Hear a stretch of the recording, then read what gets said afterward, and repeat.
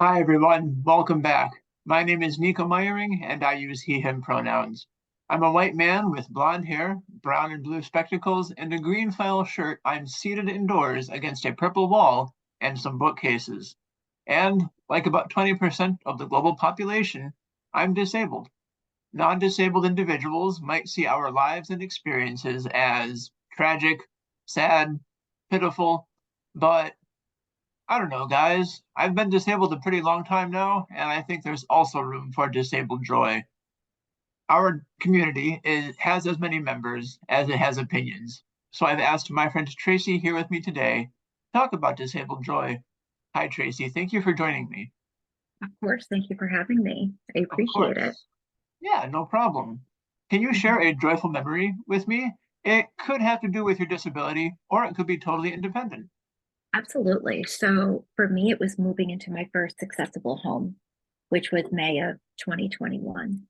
And for 6 years, I wasn't able to go outside into my backyard independently. Um, Unfortunately, the two houses that I lived in, uh, the homes, they were not accessible for me, especially because I'm a full-time wheelchair user. So, one of the things was I couldn't go outside to the backyard independently because I didn't have a ramp to go out the side door. And we had one ramp that would be in the garage, but there's still the issue of how do I get to the backyard, which was very difficult. And I would have to have a second person there and just hope for the best on that one. So to be able, even when it came to that inaccessible house, the shower was too high, the sinks and countertops were too high. I wasn't able to use the kitchen as everything was too high. And when it comes to that, it kind of takes away your independence, where your home is supposed to be that safe space and everything, but in reality, it didn't feel like a safe space, even though it was. But if you think about it, if you're not able to shower independently and you need help, and there was a very high lip, how does someone with either mobility issues, whether they need crutches or a cane, someone who may have a different type of invisible disability where it affects their autonomic dysfunction and different things like that. So there are many people that could benefit from a roll-in shower or something that does not have a lip. And now it's starting to get a little more dangerous to be able to get in and out when it's not accessible at all. So that was the biggest things. And for me, being able to move into my own accessible house was the most powerful thing of like, I honestly never thought this was going to happen. And, it's been almost 8 years for my health drastically changing.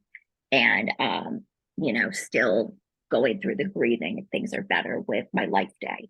So basically, in a synopsis with a life day, that is the day you became injured or your life drastically changed with that. So having going through that life day and seeing everything was not accessible really hurt like my heart. And there's really limited accessible homes. That was something that was very difficult. And when we worked with the architect and contractor, the biggest thing was making sure everything was at my level and making sure there was a roll-in shower, making sure like my sink, like that there's a way my legs can go under.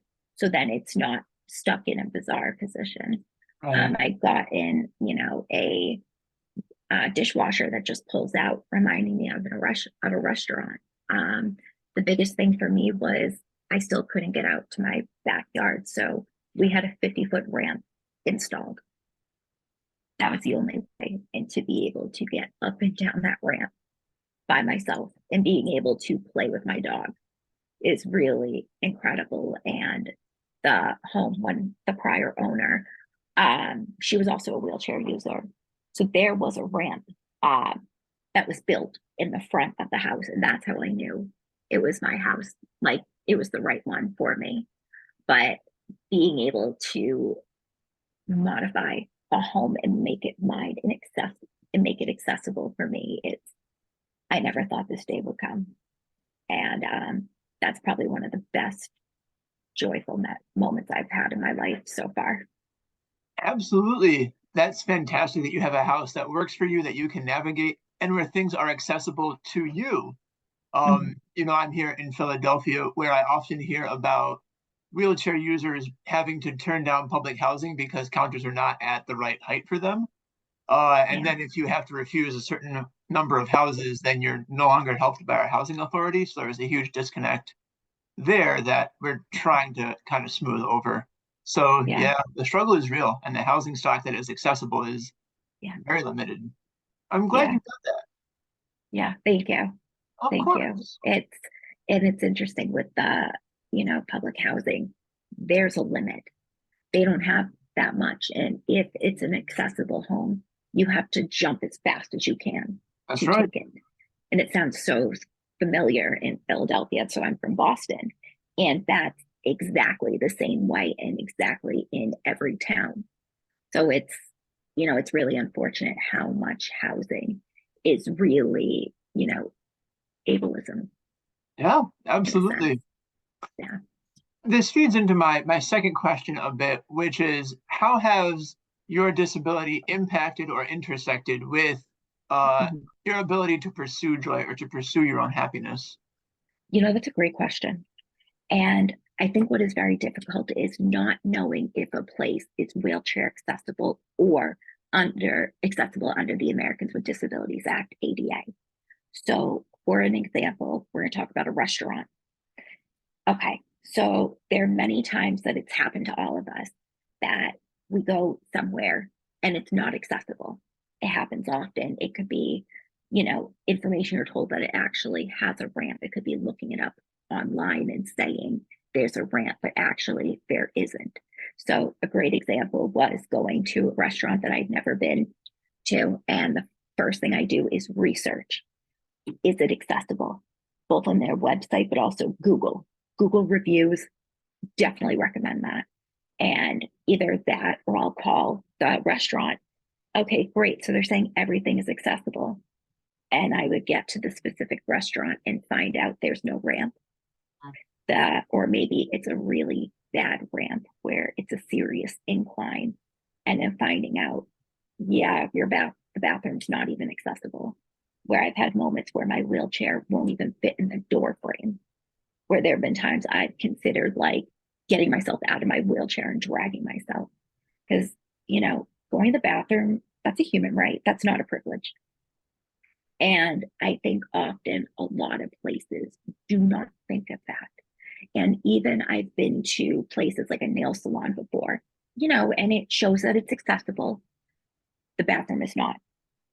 And I have found that with many places in that and restaurants, I've had it where they say they have an accessible bathroom. A, I can't get in it because it's quote unquote not accessible. Or B, there's no grab bar, which doesn't make any sense. So I think that's something that really has stuck with me when it comes to that. With, losing friendships due to your disability, that is something that I really have. Everyone has gone through it, whether whatever type of disability, and people don't realize how hurtful it is, when you're trying to navigate this world as a person with a disability. And it's a struggle. Who can you reach out to, and can support me, who understand? Thankfully, social media, it's a blessing and a curse, let's be honest. But the blessing is you're now meeting other people with disabilities and can now network. And great example is Diversibility, which was the best thing I did because now I'm meeting so many people all around the country, which is really cool, and getting to learn about like their experience or whatever they're diagnosed with. And just, it's a very powerful organization with that. And, that's the hard part when it comes to losing, the friendships. And I think it's really important that no matter what, I will always find a way to enjoy. And often you have to adapt and you have to think outside the box, and changing that perspective is really key. So yes, I have my moments where like I am frustrated, ready to like throw something against the window, things like that. But then, okay, how is it that we can make bitter lemons into sweet lemonade? And I know that's cliche and everything, but if you think about it, the world's not going to end. You're allowed to be frustrated, angry, sad, whatnot. But then how do you make it where you can still enjoy? Maybe it's something different. Maybe you find, a different restaurant that's accessible. Okay, maybe we do a movie night, bring in dinner and have wine. There's always a way around things. So that would be kind of my ending point with that question that you asked. Fantastic, thank you. I'm really sorry that you have to do all this extra study, all these extra lookups to determine if a public venue is actually accessible to you. That's another example of just paying that disability tax, Yep. The extra Mhm. work that you go through, the work that we do educating people, the work that we do making doctor appointments, it all adds Mhm. up. So It does. I see you in that, my friend. Yeah. Yeah. I know you get it in a lot of ways. And like I always say, the disability community has to stick together. We do at that. Yeah. Speaking of our community, Tracy, it seems like you've probably been in this community a while, which means that this next question is going to be quite difficult because we Okay. need to pick only one thing that we want the general public to know about Ooh. disabled life and disabled quality of life. Okay. There's two that are going to go together, and I will leave it at that. Okay. So there's a major lack of resources for those with disabilities, especially financial. Yeah. And the other one goes into health insurance doesn't cover a lot of medical items that one may need. So, for example, a ramp, health insurance won't cover that. You Mhm. have to pay out of pocket, and the only thing that will get covered is the sales tax. However, you need a doctor's note to prove and justify that you're actually disabled. Right. So those were really the two that I would stick with because, there's always frustration about health insurance no matter what. But the fact of the lack of resources. So even for a house, where do you get the resources to help with a grant or a scholarship to help pay for some of this? Where do you find that for modifications for in a home? Those are the things people don't realize when it comes to that. And that, health insurance doesn't cover a lot of medical items. So, the ramp that I mentioned, an example is a wheelchair. That's a fight to get it to, where you have to prove to the health insurance that you actually have a disability and why you need to justify with that. And otherwise, some people have to pay a minimum of $3,000, but then there's some power chairs that are 110,000, Yeah. and you're only allowed a new wheelchair once every 5 to 7 years. So I think that's how I'm going to clump it all together. So basically, the lack of resources and financial aspect. Okay. Yeah. Scarcity of resources and scarcity of money. Scarcity Yep. ties it all together. I Right. see you in that. Yeah. And it feeds into another narrative that I'm seeing as I conduct these interviews. And I get to hear people's stories, which is that, resource scarcity Mhm. um, and scarcity of knowledge obligates us, demands that we as disabled people find new ways to navigate old systems or Yep. new coping strategies or whatever. So again, Mhm. we see disabled resilience not as a positive trait, but then as a necessity. Uh, Absolutely. yeah, I see you there. Yeah. My last question, old friend, is one that I ask all of my interviewees for all of my projects. Is there a recent win that you're celebrating that we can help elevate alongside you? Or if not, what cool things are you doing? What projects are you involved in? All right. Anything you want to brag about? Any social media profiles Yeah. you want to shout out? This is your chance to be Sure. your own cheerleader. Oh, look at that. And I grew up as a competitive cheerleader too. Oh, hey. So I Okay. know. I like how you said that. Sure. So for projects, I am hoping to pursue getting a master's degree in disability studies. All right. And there may be a potential program where I can basically design my own master's degree. And ideally, it would be disability studies incorporating the creative arts. So that's something that I've envisioned in the process of looking into schools and connecting with them and speaking to see how do we make this possible. So that's been really exciting. Haven't talked to many people about it. So I figured, you know what, share it with the disability community where it is possible to do anything you set your mind to. So that's something that's really exciting. We're in the process of relaunching my book. Okay. So that's been exciting. It's still on Amazon. If you're interested, it's called An Untethered Truth, A Medical Journey, and it's available on Amazon, both paperback and ebook. So that's been really cool. We're in the process about doing an audiobook, and I would be the voice. Wow, look at that. Yeah, Very so cool. that's been really awesome, and just doing more public speaking, doing the things that I love. And I think with my disability, I've learned how much I've grown and matured, and especially going through difficult things, which I know you can relate to. And, just to help celebrate those little wins. That's fantastic.